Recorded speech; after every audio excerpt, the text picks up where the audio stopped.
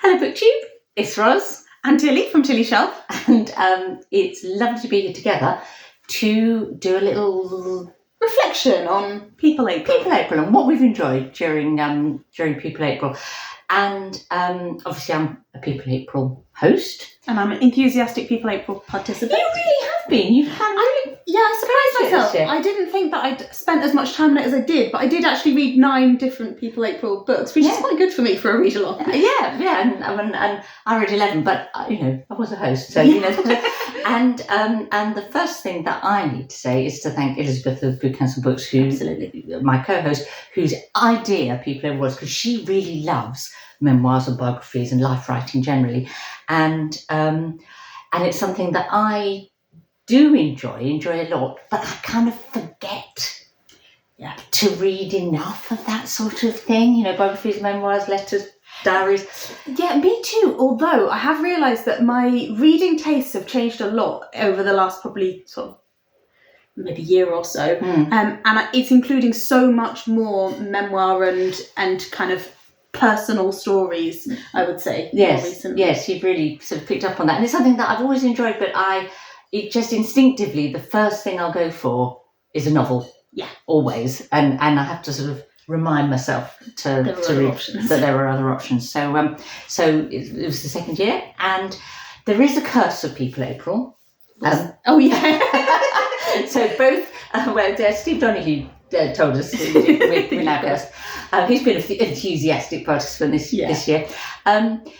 So I broke my shoulder just before People April started, and Elizabeth's mother also broke a bone, and she's had to go and look after her. So neither of us have done as much People April content as we might have done otherwise. I had all sorts of plans that I didn't get to do, but I've done the reading, I've had a great time, and what's been absolutely brilliant, and you've been part of this, is the way the BookTube community has really picked up and run with People April this year delightfully, and the Discord chat has been just great, and I've really enjoyed kind of catching up and seeing different ideas of what people have been reading. There's so much of a range. It's very, very diverse, isn't it?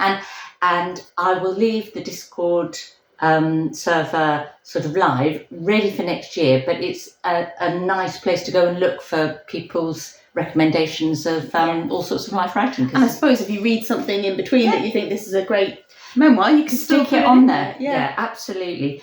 And that's also been the place that we talked about the group read, which you didn't read. I know. You were going to read it. I really, really wanted to read it, and I finished Strong Female Character, and I thought, well, I'll have a little pause and then I'll start I Am, and it just didn't happen. Yeah, but you just read lots of things you said. Yeah. But I have to say that the group read has been a delight. The people that have taken part, it's been such a great discussion, and happily Elizabeth has done a little sort of wrap up of that in a video that she posted yesterday, I think. So I won't do that, but because she has, which is brilliant. So instead we'll talk about some of the other really enjoyable. Oh, one more thing I want to say, which also is something you haven't done.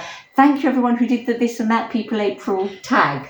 Yeah, that's been a lot of fun watching those. And again, Elizabeth has done she's done the stats about, because it was kind of quite, we were very cheeky, giving people very binary questions about, do you prefer this or that, and but she's done something about that. So thank you if you did it. Yes.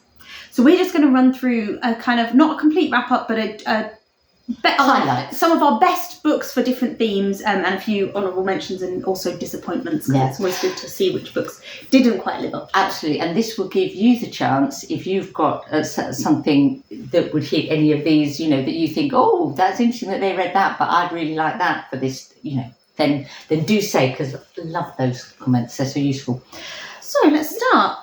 Give me a question. One that we've got. Should we start with the most typical? So best individual memoir. Best individual memoir. What's yours? My best individual memoir was Strong Female Character by Fern Brady. I thought it was actually really well written, really moving. So that's her memoir of growing up with undiagnosed autism and kind of reevaluating her life after her diagnosis as an adult. Yeah. And really, I read that as well, and we made a video about it together. And it was one of those books that was really felt very honest and quite raw, but written in a way that kind of carried you along. And she is a writer and a performer. She's a stand-up comedian, and so just very engaging. Yeah. Whilst also at times really sad quite and powerful, tough. yeah. But ultimately kind of hopeful. She's a survivor. Yeah, so I wanted to read it anyway, but I was really glad that People April gave me the push to get it read. Me too. What's yours? So mine, well, I might have gone for I Am, which was by Maggie Farrell, which was the group read. But because it's her 17 Brushes with Death, it's sort of very episodic. Mm-hmm. And I absolutely loved it, strongly recommend it. But I think a more more classic memoir was one of the two graphic works that I read, and three. And that's Welcome to Hell, My Trans Teen Misadventure by Lewis Hancox, and that was a bit, in a way, similar to the Fern Brady. It was funny, but also quite moving and quite, if I say inspiring, that feeling of that was tough, but I came through, and now I know myself, and I've got an identity I'm comfortable with. Maybe empowering. Empowering is a good word. Yeah. And but also the actual design of the comic was. Really worked for me. Brilliant. So it hit on all fronts, and the fact that it's set in I've forgotten which town, somewhere like St Helens, that small town in the northeast of England. So it's sort of not those books. They're often American. I mean, I don't mean it's like the ones that are readily available often are, and I don't think I've ever read one from really like a small northern town. Yeah, it's kind of more like local. Yeah. So next one then. Yes. Best picture book. So it was also Picture This in April, and we both also participated in that and really enjoyed it. Yes. I read a load of picture books, but only one that was like a real fit for People April, but it was an absolute stunning. In fact, it was my 5-star People April read, and that was The Dam by David Almond, illustrated by Levi Pinfold, and it was actually a recommendation from Jack, one of the hosts of Picture This. So it's Jack at Spread Book Joy and Shelley Swearigan are the two hosts given that we're mentioning. Yeah, absolutely. And it's one of those books that you could absolutely, is written for any age. And I'd really like to get hold of it, actually. Yeah, yes, I got it from the library, but it's one that I would like to own and share with children. But it's an adult story as well, in the sense, because it's about loss and the valley that was flooded to create a particular reservoir, and going and playing music in the homes to sort of bring a little bit of life. And it ends very positive. And the illustrations are stunning. So that was mine. What about yours? Mine was Camille and the Sunflowers by Laurence Anholt, and that is a story about Vincent van Gogh. And it's really nice artistically because it brings in sort of Van Gogh's style of artwork and talks about the people that he drew. So you've got the classic postman picture, and that's Camille's dad. And it's they're real people. They're the real people that he actually drew. But it's also about sort of social isolation and exclusion, and how communities aren't necessarily always keeping up with. I don't know how communities change over time, I suppose. Which I thought was interesting. In terms of having sort of talking points within it to bring out the book. But it wasn't a 5-star. I wouldn't say it wasn't as good as The Dam. Was definitely a 5-star read in every way. Yeah. So best nature themed. Your turn to start. My turn to start. So my best nature themed one would only really have one of them, and that's Feral by George Monbiot. I had mixed feelings about it because it had whole chunks that were just slightly irritating and a little bit too... He's quite an irritating man. I mean, he has good ideas, but... really fascinating ideas about sort of rewilding and how we manage our nature reserves, and the personal aspect of it is him going round to a lot of different nature reserves and sort of assessing them according to his standards of what they should be like.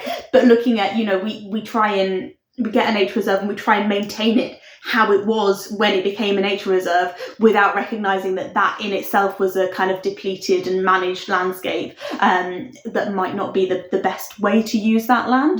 And then personal stuff about kind of his experiences with a lot of fishing, and that, I have to say, I didn't need as much about him fishing as there was. So a recommendation if you're interested in books about rewilding and nature reserves and nature, but you have in reintroduction of sort of skim through the fishing bits, yeah. And I did do that as an audiobook, so sometimes I was just walking along thinking, just finish this fishing trip. Don't care. Anyway, so not the best book ever, but that was my best nature. Interestingly, my best nature one I also had as an audiobook. It was very successful as an audiobook, and that was A Flat Place by Flat Place, a memoir by Noreen Masud. And it's a wonderful mixture of descriptions of landscape and memories of her childhood, with her current kind of reflections on her sort of mental health and emotional well-being. So she makes a connection between her complex post-traumatic stress disorder and how she manages that with being in flat places, flat countryside, but also she goes to visit a lot of places that I know, like the Lincolnshire Fens or Orford Ness in Suffolk, and she goes to oh my goodness, I nearly knocked over a cup of tea with my elbow. Bad idea. That Morecambe Bay and the Orkney, really lovely detailed landscape description, but very much her emotional responses, but they're not the sort of the average emotional responses, because they're really thinking about the whole trauma issue and how she and kind of is almost like her, if I say her recovery, I mean, I don't think she feels like it's gone, but she feels her processing of her sort of trauma from her childhood. She grew up in Pakistan, and there were sort of flat places near where she lived. Really just like sounds really a bit random, and she does go off. I think it's one of those books that I love, but some people would hate because she goes off on a tangent all the time. Tangents are great. I love tangents. Are brilliant. Yeah. So it really hit the spot for me. Yes. So next one, best group memoir. Oh, now this for me has to be Thunderclap, a memoir of art, life, and sudden death. It's a strange combination of things. Yeah, and I've seen people on the group chat constantly saying how much they've enjoyed Thunderclap. But when I read the sort of explanation or the mini synopsis, I kind of think, what? Why would you put those things together? So how does this work? So it's about her. It's about her relationship with Dutch art. Mm-hmm. It's almost like a group biography of a sequence of Dutch artists from like the sort of 16th, 17th, 18th century, predominantly 17th, and one particular one that she goes into the most detail about, but also about her father, who was also an artist, and her relationship with him and his life. So it's sort of like you get her memoir, a sort of her family, a bit of family history, and then a whole load of mini, almost potted biographies of Dutch artists. Absolutely brilliant. It must take a lot of authorial skill to bring that all together in a way that's as effective as it really is. Definitely a winning book for me. But I understand. I think I do really like visual arts, and lots of the paintings she was talking about are ones that I've seen, or I've seen other paintings by those artists. I had it as an audiobook, but I had it as a Kindle book, but I had to get it on a tablet so I could see all the illustrations, because it's beautifully illustrated. Yeah. Anyway, there we go. So my one for best group memoir was The Midwife's Tale by Nicky Leap and Billy Hunt. So these are two professional NHS midwives who started working in the 1980s, and they decided to capture the oral history of midwifery before the NHS, thinking, you know, all of these people are sort of dying, they're likely to die, we're going to lose the stories there. So there's just time to catch them. So they started with like the last of the handy women, so women who had no professional training but had just acquired their skills through practicing in their neighbourhoods. And they looked at how these handy women kind of interacted with more formal medical care, and how sometimes that was a kind of, the GP would kind of actually want the handy woman to go and deal with that stuff. But and then looked at the professionalisation of midwifery and the establishment of midwifery training schools, and how actually there was a huge kind of class element to that.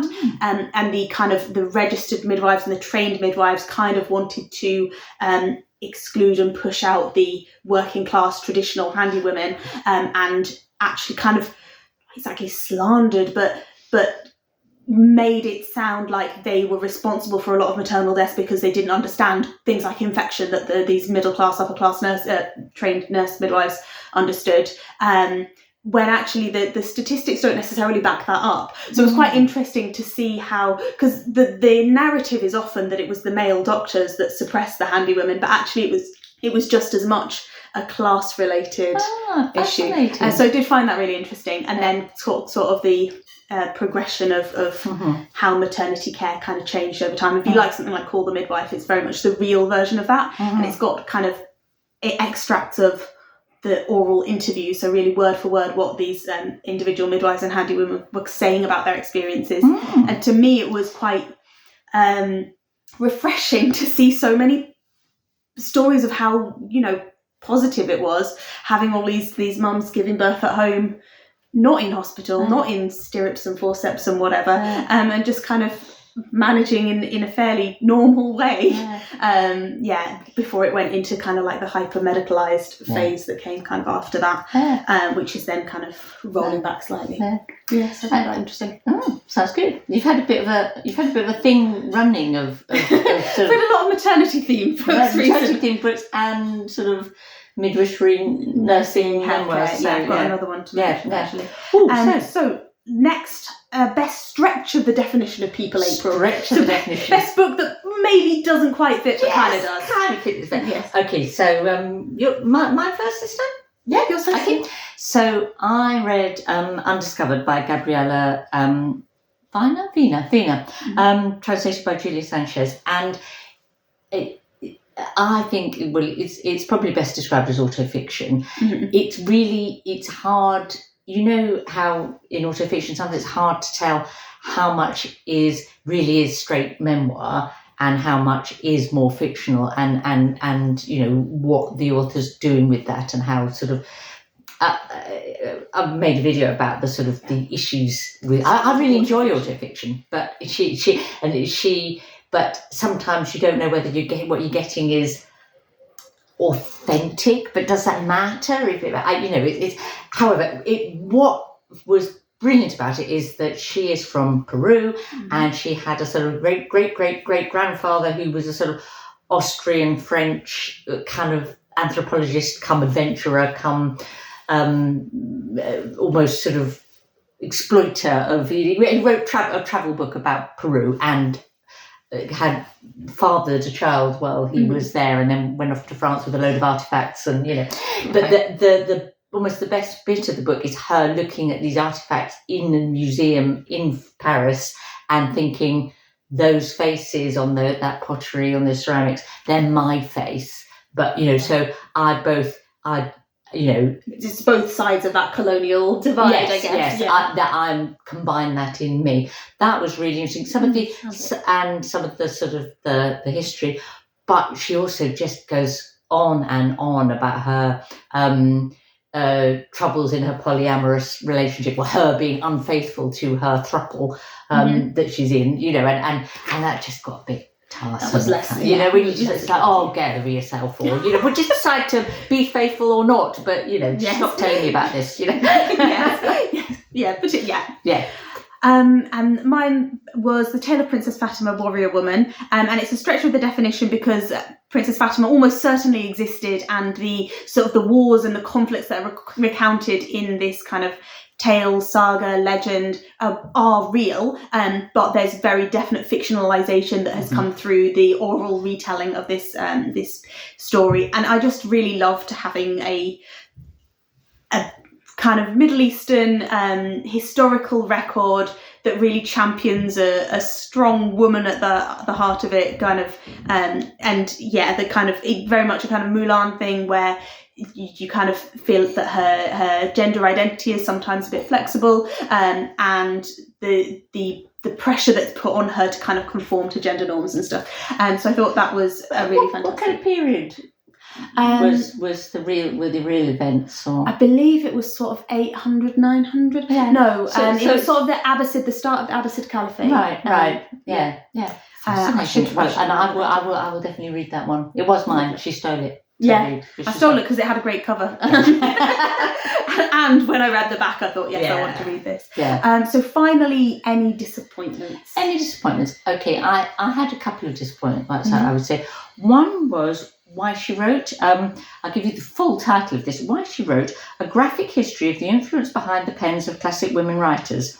And that's by Lauren Burke and Hannah Chapman, and illustrated by Katie Bales. And I really wanted to love it because, it's graphic, and it was about lots of different, lots of writers that I really, really love, and other women writers from the sort of like 18th, 19th, early 20th century, that, either writers that I know and love or writers that I was really interested to hear about. And you got a little kind of nugget of interesting stuff about each other, but somehow it was just a little bit unsatisfying, not as, I don't know, like almost verging on the preachy of like, oh look, how interesting, I'm thinking, no, I know these people are interesting, I've read their books, or I don't know. So it just didn't hit the spot. It didn't inspire you. Yeah.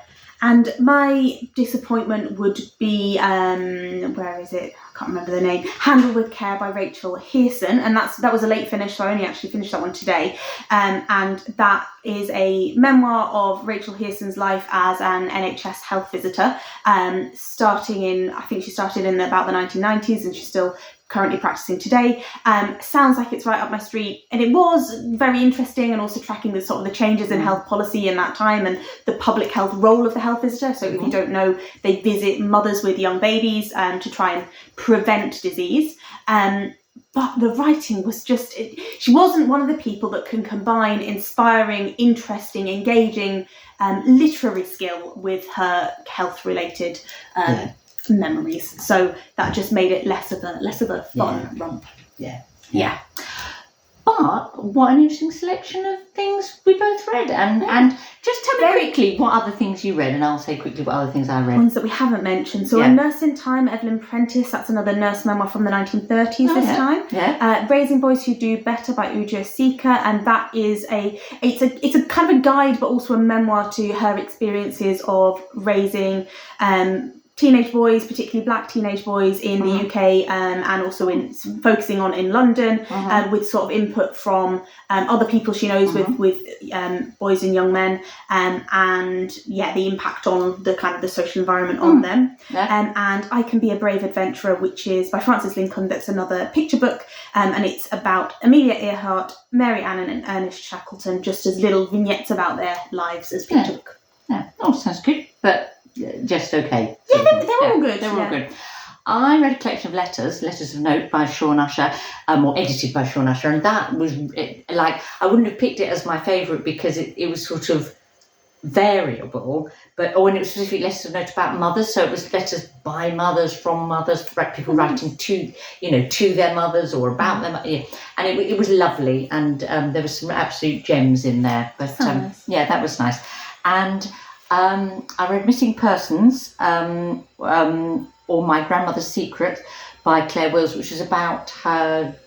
She had a cousin that was born in an Irish mother and baby home, and then lived in the county home, a few miles away from her family home. She lived in London, but her grandmother's house and so on, and never met this cousin, never knew this cousin, because she was, the whole Irish mother and baby home thing, and fascinating. But it wasn't. It was like a good article or essay stretched to a short book. So, but one that I really did enjoy a lot was I read Ducks, 2 Years in the Oil Sands by Kate Beaton. If you can get that out of your library, I'd really recommend it. So it's a graphic memoir again, and it's about a young woman working in the Alberta oil industry to pay off her student loans. It is a bit kind of grim in places, but not... because it's a very sort of misogynist sort of world, although she also makes lots of friends. And I mean, it's sort of, definitely an interesting one. Well, I was very glad to have read it. I'd had a load of people recommend it as well. So there we go. That was my selection, your selection. And we had a great People April. We hope that you did too. Yeah. And share any highlights that you had according to these themes sort of down below. And see you next April to do it all over again. Bye. Bye.